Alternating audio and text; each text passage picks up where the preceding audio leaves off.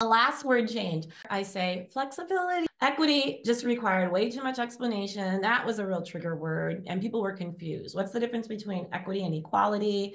So, I just say it's about being flexible, recognizing that we're all different. We have different needs, ideas, beliefs, backgrounds.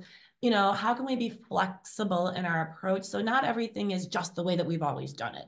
Not everything is one size fits all, because occasionally it just doesn't fit everybody. A lot of times flexibility means not a big initiative. It just means we're willing to explore. And the example I like to give people, especially if I'm doing something in person, is look around the room. What are we all wearing today? Most organizations have sort of moved to dress for your day. When I first started working, it was business attire, right? Women couldn't wear certain things, had to wear suits and that type of thing. Now you look around, you got suits if you want to wear a suit because maybe you have a meeting with the client, more casual if you're internal. And so that's flexibility. It's actually equity, but I don't say that, and people resonate with flexibility.